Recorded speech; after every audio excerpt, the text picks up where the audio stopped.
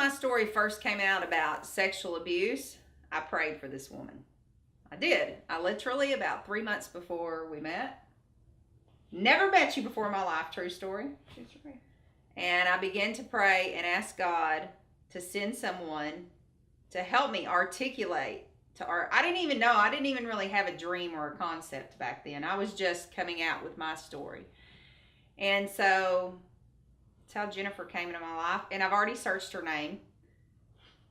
I Googled her name. It means white fairy. So I knew when she came into my life that it was an answer to prayer. So I guess we met at a beauty pageant 2 years ago. Yeah, so I'm sitting in this beauty pageant, and up in walks this beautiful redheaded woman, and it's kind of like we knew each other through. Well, we were Facebook friends, but we'd never met, and I knew your blonde hair immediately. And I knew your red hair. And I remember thinking, she's gonna know that I do my own color.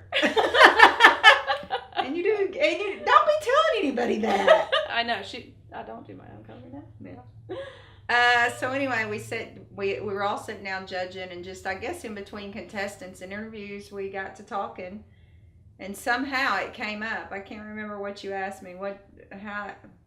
I think we were just talking about what we did for a living, and you were asking me some questions about what I do, what I write about, and you said, "Man, I got a story for you," and I said, "Well, what is it? Tell me about it." And you started talking about your story, and I said, well, is there a faith angle to this? Because I was the religion reporter at The Advocate, and you said, oh, yeah.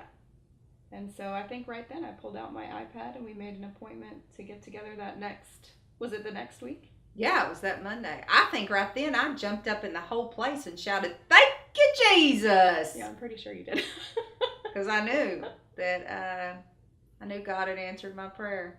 So didn't you ask me, like, what was my perception of God? Like, what was my faith angle? What did I say to you? Do you remember? I don't think we got into it then, because the girls were still coming in and we were doing interviews, but we got sequestered 3 hours. I think we got sequestered in that man condominium, away from all of the final pageant girls. They took us to the undisclosed location. I don't think I've ever judged a pageant that was so they were like man.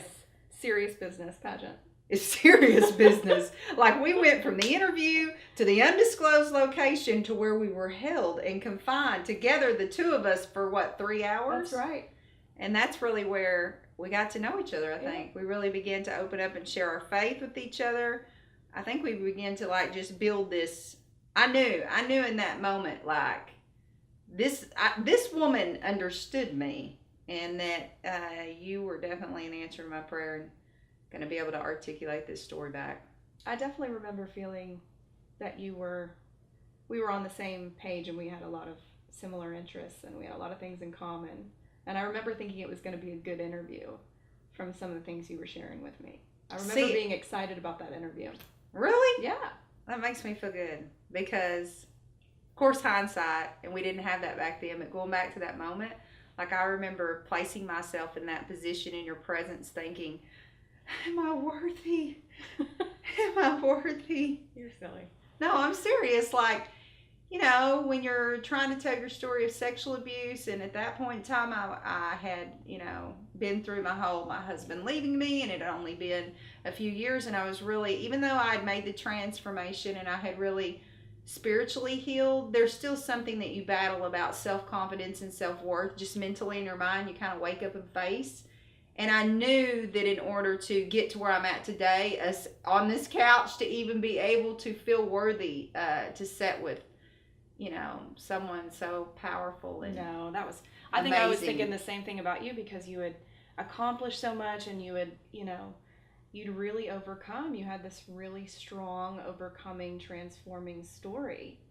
So being in your presence, where you're talking to someone who's gone through that transformation and started their business from the ground up and really taken hold of their life and done it on their own terms, there's power in that too. And I remember thinking, wow, she's going to have a really powerful message for me personally. And I knew that the readers would resonate with your story, and they did.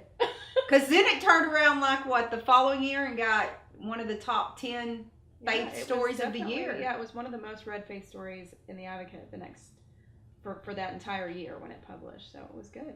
It had a lot of hits. Yeah. Yeah. Do you remember how did we become friends? Because really through that how long were we in Hastings interviewing? I think we visited for a good 2 hours because you had a lot to tell me. You had to tell me about my drug use. I mean, there was a bad parent. No. But there was a lot to cover, and I didn't even know how to really approach your story at the time because you had the story of sexual abuse. You had the story of losing almost 100 pounds through gastric bypass. You had the story of your husband and the adultery and overcoming, and you had the story of rebuilding and getting back into your profession as a hairstylist. So there were many components to the timeline, and I felt like I needed to spend a little bit of extra time with you to make sure I had all of those. Do you know how scared, I don't know, maybe you're used to that because you're a national award-winning religion reporter, so you're kind of used to that. Did I get that right? Yeah. Did I? Yeah, I guess so. I got it right. All right. You are, but you're kind of. Do you know, from a standpoint, the people that you interview? I mean, I left there praying, dear God, I don't know this woman, and I don't know how she's going to take all of that rubbish in my head and all that jungle in my head and make sense of it. But I remember that day that you called me. You wanted a before picture. And I remember you sharing, just articulating back to me kind of the concept of the whole story. And I just cried. Yeah. Well, okay, going back to the interview, I try very hard, and I do take that really, I try to take an extra level of responsibility when I know I'm going in to an interview where there's going to be sensitive things discussed. And so I try to make that as easy and comfortable as possible so that you will feel comfortable opening up, because I'm a stranger to you and there's no other reason for you to open up. And you're the media. Right. So, the media, that's right. You got to have your I's dotted and your T's crossed and your facts straight. And I think I told you from the beginning, we're just going to have a conversation. I think that's what I try to tell everybody I interview. We're just going to have a conversation. Don't think of me as taking notes, and just think of me as your girlfriend, and we're just going to have a conversation. You were taking notes, and you had you had the recorder. Oh yeah. I would like to go back and hear that. Set up, yeah. And I knew it was sensitive, and I didn't want you to feel uncomfortable. And I think what comes out of those kinds of discussions is you do get something really raw and real. And I promised you, because you were understandably nervous about things coming out. Scared.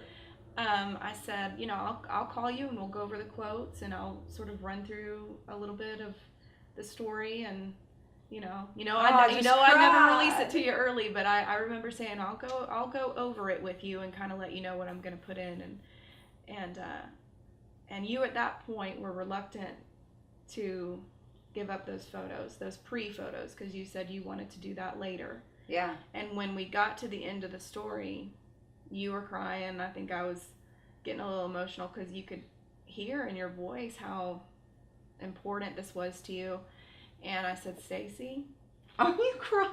I just, I love you. It was a sweet moment. I remember that. It was a good moment. And I said, Stacy, I need those photos. Yeah. And you said, okay. Yeah, at that point I was like, I got to give her these. At that point, I don't know, even though in that moment, how did we get to where we are? Because honestly, I've painted your fingernails. I painted your fingernails or your toenails. I painted your fingernails. We have walked the red carpet together at Women That Soar. We have done fundraisers. Oh my gosh, remember the Dunkin' booth? Oh yeah. We've raised money and both been in a Dunkin' booth. It's a disaster. I think what happened, and it was weird for me because,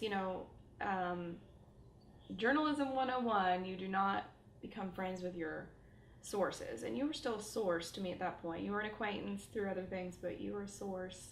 And I think you were inviting me to some things, and I kept saying, well, I can't, and maybe another time. And I wanted to be friends. I know, and I did want to be friends with you, and it's really hard for me to not want to be friends, knowing that I wanted to be friends, or knowing that I couldn't be friends, and knowing that I wanted to be friends, I guess. And so I think what I told myself is, after the story publishes, I know I'm probably never going to write about her again. So, if we get to that place where we want to go have a cup of coffee or something, then I'll cup of coffee. Well, you've had me in Dallas smoking the hookah. Smoking hookah? We were at a Middle Eastern restaurant. I know, but I wasn't thinking I would be smoking hookah with you one day. Well, yeah. I didn't think that we'd do a lot of things that we were doing. We've had some good times. I went to my first knowledge bowl with you. Yes, you did. Didn't we? First knowledge bowl. Fun. Oh man, we've really developed a great friendship. I'm so grateful. I look back on that moment. Not only did God give me the best in the business, but also eventually you became the editor of the book, Be Beautiful Being You. Yeah. What's the chance? I don't know. I mean, we've seen each other through a lot of different goals and accomplishments. You told me at one point in time, I think our first trip to Dallas, it was our first trip to Dallas, you said to me,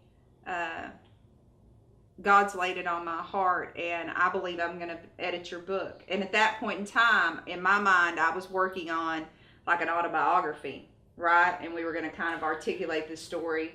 I think what I truly thought at the time was that I wanted to write your story in a book form.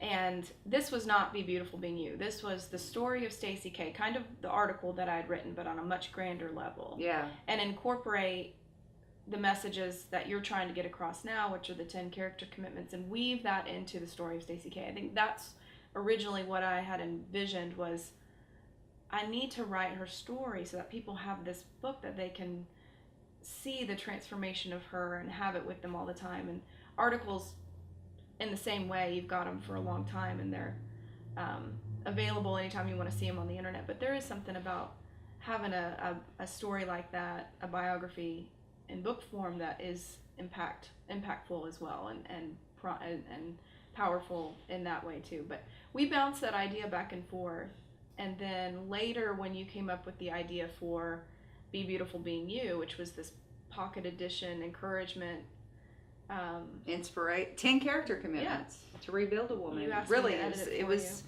still, looking back, it was still not all 10, because I really had to dig deep to write about compassion, because it's hard for me to be compassionate. And I had to really dig deep and write about being humble. I think I'm good at being humble. I think I'm, but I didn't write about it back in my 20s, looking back on those journals that really those 10 character commitments came from. So there was some of those that I had to really search deep in my heart and pray about. But for the most part, happiness and forgiveness and the way that you speak, that's kind of what rebuilt me. It was important that I get those inside that book. But yeah, and now you're writing your own book. I am getting ready to go abroad to 10 countries and write about international religion and how we can be better brothers and sisters and get along better. And there's so much chaos going on in the world right now. And this book is called Breaking Bread, and it's about sitting down with somebody of a different faith in 10 different countries and truly breaking bread in a literal and figurative sense. And you're going to take a camera crew and do a documentary? We're doing a documentary also, so when we get back, we'll have... Are you used to being in front of the camera yet? No. Yeah, let me tell you. I'm always like, Josh, do I look skinny? Is this my good side? Me, though. This is not going to be about me. This is about a message that I think is important for people to see.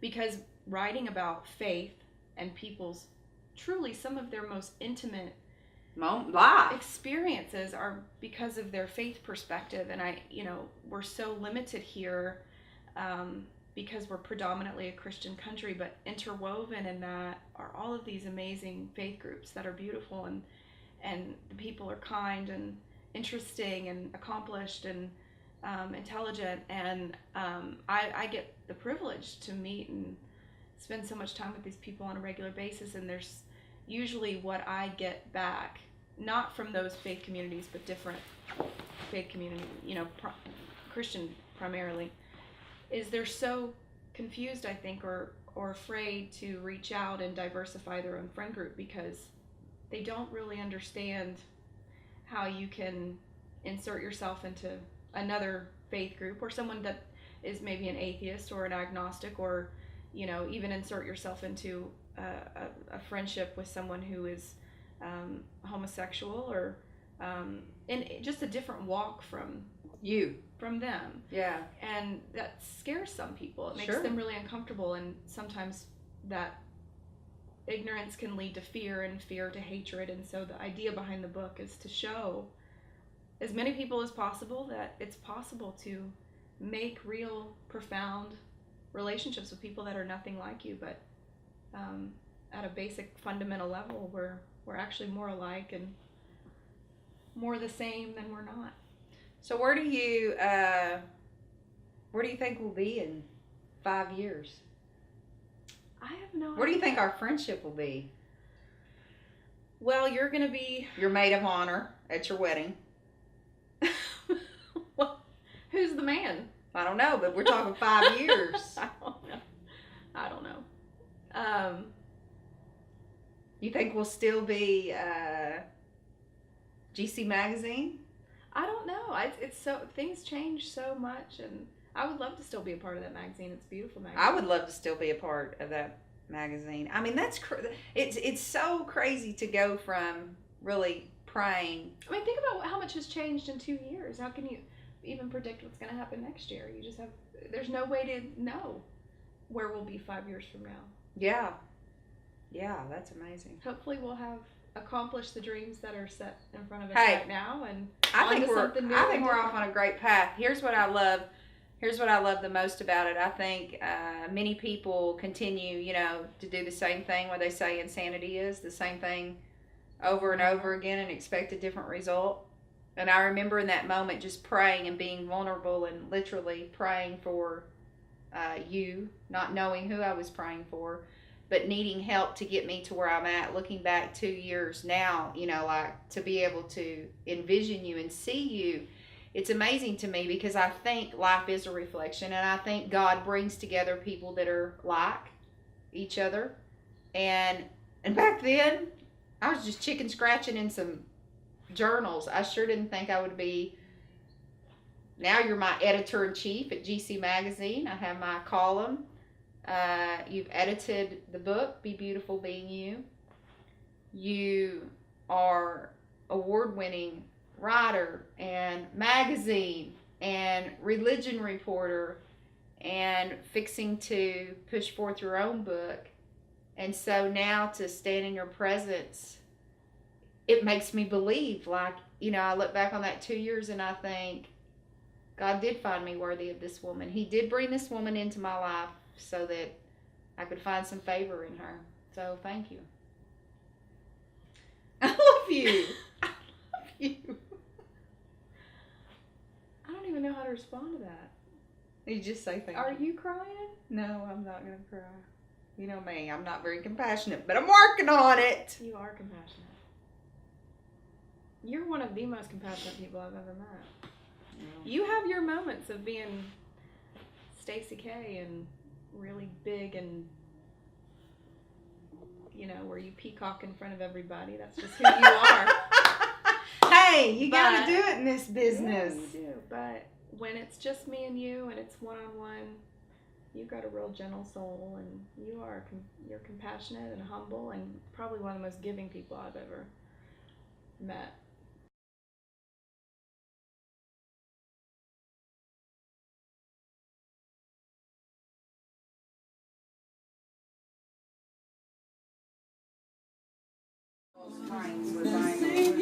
Brave, I'm strong. I'm strong. God picked me for this role probably because I'm just a loudmouth Southern girl that's not afraid of anything, and because I've been sexually abused. I believe you can't help anyone unless you've walked in their shoes. Sexual abuse. 1 in 4 women are sexually abused in this world. every 6 seconds a woman's raped. I can't change what's been done, but if I can educate a woman and share with her how I changed my life and get her to write her letter, release her truth onto a piece of paper so that she can read it, so that she can own it, then I can rebuild her. I know that I can teach her how to love herself and value herself and release from the shame and the guilt and the fear that she has hidden for years from, and be able to share with her children and her grandchildren what is right and what's wrong when it comes to sexual activity in a child. And you know what? We couldn't talk about sex 5 years ago. 10 years ago, I couldn't have talked about sex. People would have shunned me. They would have thought something was wrong with me. And even in my life, 5 or 10 years ago, I was still embarrassed and humiliated and not sure what I wanted to do with that message and how I wanted to use it. I was still healing from my own past. And so, yeah, let's do it. I'm ready now.